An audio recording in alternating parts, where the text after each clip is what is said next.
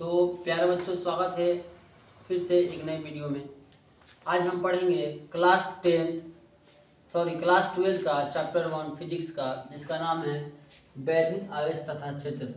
तो आज हम इस वीडियो में एक ऐसे टॉपिक को लेकर आए हैं जो आपके एग्जाम के दृष्टिकोण यानी कि आप अन्य न्यूमेरिकल बनाने में भी इसका उपयोग करते हैं, जिसका नाम है कूलाम का नियम। आज हम पढ़ेंगे बच्चों कूलाम का नियम। ठीक है, कूलाम का नियम क्या होता है और कूलाम के नियम के बारे में और सारी डिटेल में हम आज यह चीज़ें पढ़ेंगे। अगर आप ऑफलाइन पढ़े हैं कहीं और किसी सर से, गांव वाले सर से, मतलब जो गांव में आपके सर पढ़ाते हैं, अगर समझ में नहीं आया है तो आप कम से कम मुझे 10 मिनट से 7 मिनट दीजिए, मैं आज आपको एकदम डिटेल में पढ़ाऊँगा। तो अगर आप इस चैनल पर नए हैं तो इसको सब्सक्राइब कर लीजिए। ठीक है, तो चलिए आज का वीडियो शुरू करते हैं। मैं आपको एकदम स्टेप बाय स्टेप पढ़ाऊंगा। तो चलिए आज का हम वीडियो अपना शुरू करते हैं। दिया है हमारा कूलाम का नियम। अभी इसको आपको नहीं देखना है, सबसे पहले मैं आपको डायग्राम के साथ बनाऊंगा और समझाऊंगा। देखिए हम क्या किए हैं बाबू, देखिए ये दो बिंदु है। ठीक है, इस बिंदु का हम नाम रख देते हैं ए और एक बिंदु का नाम रख देते हैं बाबू बी। ठीक है, ओके। और एक बिंदु पर हम रख देते हैं Q1 आवेश। ठीक है, और एक बिंदु पर Q2 आवेश। यहाँ तक क्लियर है। दो हम बिंदु लिए हैं, एक का नाम रख दिए हैं ए और दूसरे का नाम क्या है बाबू बी। और एक ए वाले बिंदु पर हम Q1 आवेश रखे हैं और बी वाले पे क्या रखे हैं Q2। ठीक है, और इसके बीच की जो दूरी होगी, डिस्टेंस, वो हम r मान के चलें। क्या चीज r। तो ये कहता है, देखिए अब एक और कंडीशन यहाँ है कि यहाँ पे प्लस है, यहाँ पे कौन सा आवेश होगा, यहाँ पे कौन सा आवेश होगा। आप लोग जानते हैं कि सजातीय आवेशों के बीच, सजातीय आवेश के बीच क्या होगा, तो वो होता है सर, सजातीय आवेश के बीच होता है प्रतिकर्षण। सजातीय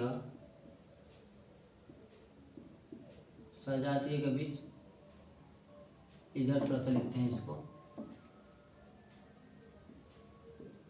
सजातीय आवेश के बीच क्या होगा, प्रतिकर्षण। सजातीय आवेश बीच क्या होगा, तो प्रतिकर्षण। यानी प्लस प्लस रहेगा तो क्या होगा, वो होगा प्रतिकर्षण। प्रतिकर्षण होता है प्रतिकर्षण। ओके बाबू जी गुरु जी। यानी कि आपके पास अगर प्लस या प्लस का है और यानी कि या माइनस चार्ज है तो वो प्रतिकर्षण करेगा। ठीक है, और विजातीय आवेश क्या होता है उसके बारे में जानेंगे। अगर आपके पास कोई आवेश विजातीय है, विजातीय आवेश है, तो उसके बीच क्या होगा, आकर्षण। एक और एग्जाम्पल से हम आपको समझाएंगे। ये हो जाएगा आकर्षण। क्या होगा बाबू, आकर्षण। आकर्षण, अट्रैक्शन जिसको बोलते हैं। यहाँ पे होगा एक माइनस, एक प्लस हो सकता है, या एक हो सकता है प्लस या माइनस। यानी कहने का मतलब अगर सेम चिन्ह का रहेगा, यानी कि सजातीय जिसको बोलते हैं, प्लस प्लस रहेगा तो वो प्रतिकर्षित करेगा, एक दूसरे से दूर भागेगा। और माइनस रहेगा तब भी एक दूसरे से दूर भागेगा। अगर प्लस माइनस एक दूसरे का ऑपोजिट चिन्ह है तो वो क्या होता है, जुड़ता है, आकर्षित होता है। कहने का मतलब एक और एग्जाम्पल से आप समझिए कि लड़का लड़का में कभी भी शादी नहीं होता है। ठीक है, लड़का लड़की से शादी करता है और लड़की लड़का से। यानी कहने का मतलब एक दूसरे के विपरीत लिंग वाले आपस में आकर्षित कर रहे हैं। वैसे ही एक दूसरे के विपरीत जो आवेश होगा वो आपस में आकर्षित करेगा। कभी भी आप लड़का लड़का से विवाह नहीं दिखाओगे, शादी नहीं दिखाओगे। आप कहिएगा कि सर समलैंगिकता में होता है, तो वो अपवाद में आता है, उसको आप इसमें मत जोड़िए। ठीक है, यानी प्लस प्लस रहेगा दूर भागेगा, प्लस माइनस रहेगा तो पास में आएगा। ठीक है, यहाँ पर वही आवेश हो सकता है जो, देखिए हम क्या किए हैं, एक बिंदु को हम Q1 मान लिए हैं और दूसरे बिंदु पर हम Q2 का आवेश रखे हैं और उसके बीच की दूरी को हम r माने हैं।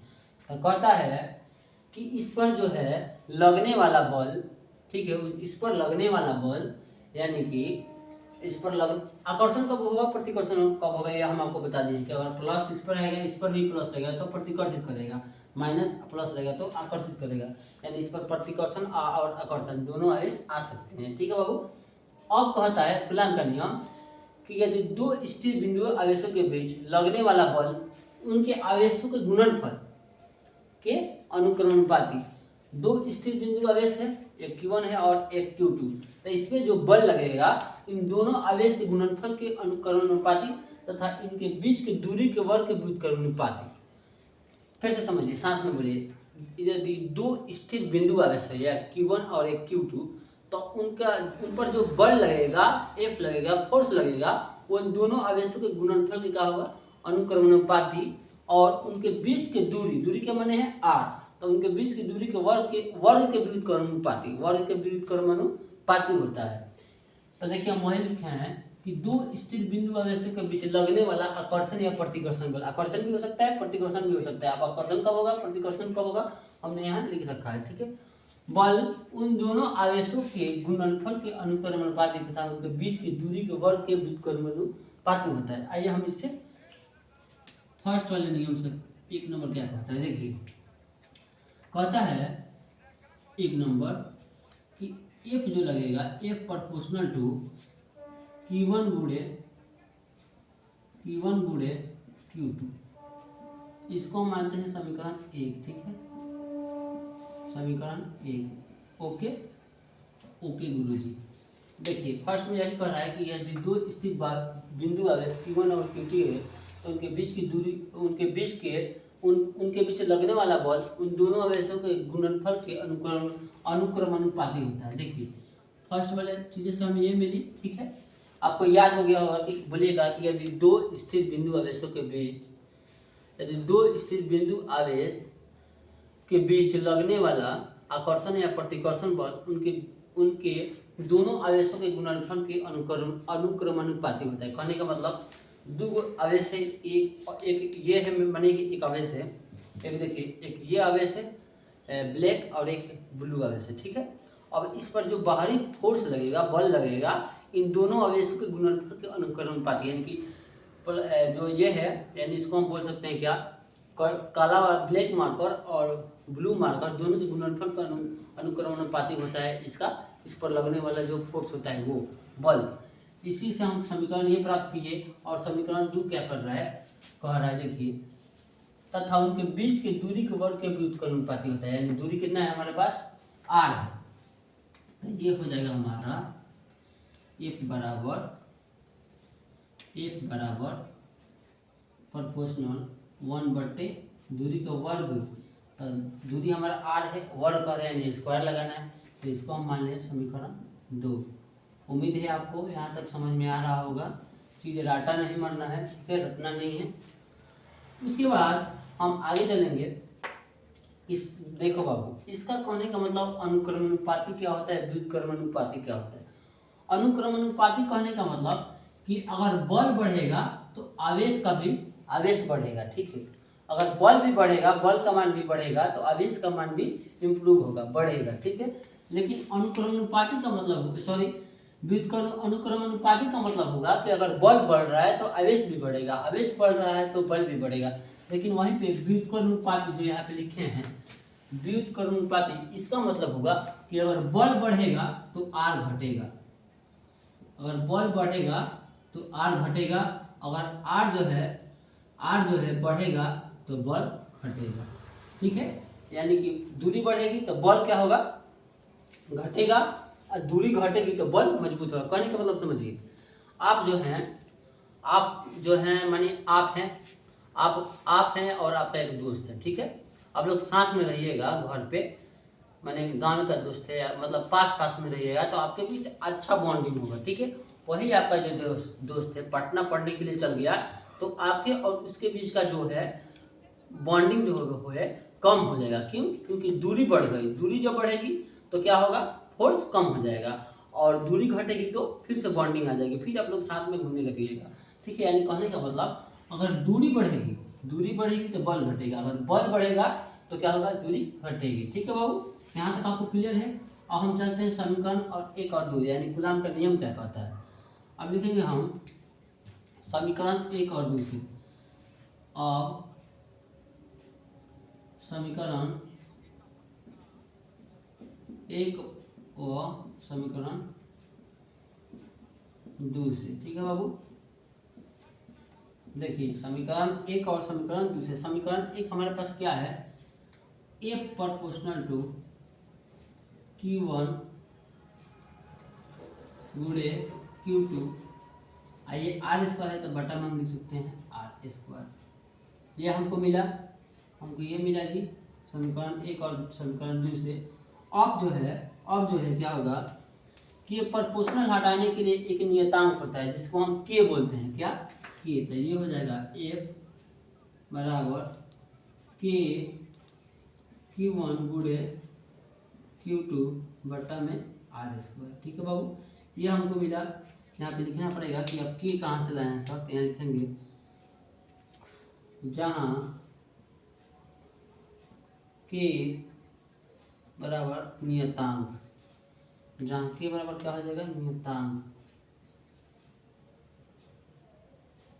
नियतांक। ठीक है, के क्या होगा हमारे पास नियतांक होगा। आगे चलेंगे उसके बाद फिर इसको डिराइव करेंगे, आगे पढ़ाएंगे इसको, तो क्या हमको मिलेगा। देखिए एफ बराबर ये के हटता है तो के के जगह पर हम लिख सकते हैं 1/4 पाई इप्सिलॉन नॉट, यानी कि के बराबर हम लिख सकते हैं के एक, ऐसे लिख सकते हैं के एक नियतांक है जहाँ के एक, के बराबर इसका होगा 1/4 पाई इप्सिलॉन नॉट। के बराबर क्या होता है 1/4 पाई इप्सिलॉन नॉट। ठीक है बाबू, तो हम लिख देंगे के जहाँ है वहाँ ये इसका मान रखिए। तो के हमारे पास क्या है, के का मान क्या है, तो 1/4 पाई इप्सिलॉन नॉट लिखेंगे 1/4 पाई इप्सिलॉन नॉट। ठीक है, अब देखिए Q1 गुणे Q1 है तो Q1, Q2 है तो Q2 बटा में आर स्क्वायर है तो आर स्क्वायर। यही जो है हमारा कूलाम का नियम है। ठीक है, इसको थोड़ा सा मैं उधर घसका दूँ। यही जो बाबू हमारा कूलाम का नियम है। के बराबर क्या होता है, जहाँ के बराबर क्या होगा 1/4 पाई इप्सिलॉन नॉट। ठीक है, अब देखिए ये हमारा जो है यही कूलाम का नियम है। ठीक है, अब आप कहिएगा गुरु जी यहाँ पे इप्सिलॉन नॉट क्या है, इप्सिलॉन नॉट, तो इप्सिलॉन जो है पारा वैद्युत की शक्ति, विद्युत की चालकता है। इसको हम लिखेंगे यहाँ पे जो है 1/4 पर इप्सिलॉन का मान क्या होता है, पहले इसको देखिए। यहाँ पे देखिए 1/, यहाँ 1/4 पाई इप्सिलॉन नॉट बराबर होता है 9 गुणे 10⁹ न्यूटन मीटर स्क्वायर प्रति कूलाम स्क्वायर। ठीक है, इसका मान होता है ओके 9 गुणे 10⁹ न्यूटन मीटर स्क्वायर प्रति कूलाम स्क्वायर। इसका मान 1/4 पाई इप्सिलॉन नॉट। इप्सिलॉन का मान क्या होता है, इसको देखेंगे। इप्सिलॉन नॉट पहले क्या होता है, इप्सिलॉन का मान होता है 8.85 गुणे 10⁻12 -12 कूलाम स्क्वायर प्रति न्यूटन मीटर स्क्वायर। ठीक है, यहाँ तक आपको समझ में आ रहा होगा, उम्मीद करता हूँ। अगर आपको यह जो चीज़ें समझ में आ रही है, आपको हेल्पफुल हो रहा है, तो इस चैनल को सब्सक्राइब कीजिए, सपोर्ट कीजिए हमें। ठीक है, हमें सपोर्ट कीजिए। Coulomb square newton metre square, बहुत बढ़िया। ठीक है, न्यूटन मीटर स्क्वायर प्रति कूलाम स्क्वायर जी, आप सपोर्ट कीजिए, हमें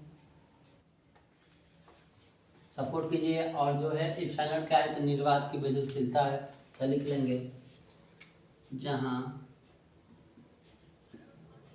इप्सिलॉन जो है निर्वात की क्या है, विद्युतशीलता है, निर्वात की विद्युतशीलता है।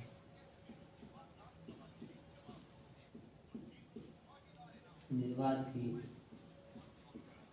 विद्युतशीलता है।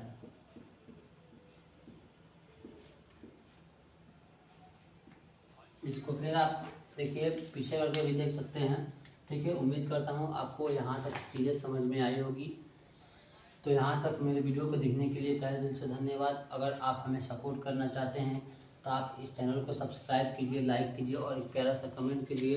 ठीक है, अगर आप किसी भी अन्य टॉपिक पर आप वीडियो चाहते हैं, जैसे कि सर जो है बता अध्यारोपण के सिद्धांत या फिजिक्स या केमिस्ट्री या मैथ, कोई भी इम्पोर्टेंट आपको टॉपिक जो है परिभाषा, खास करके परिभाषा जो आपको समझ में नहीं आता है, तो इस कमेंट में आप लिखिए और बताइए कि कौन सा अगला वीडियो आपको किस टॉपिक पे चाहिए। तब तक के लिए यहाँ तक देखने के लिए तहे दिल से धन्यवाद।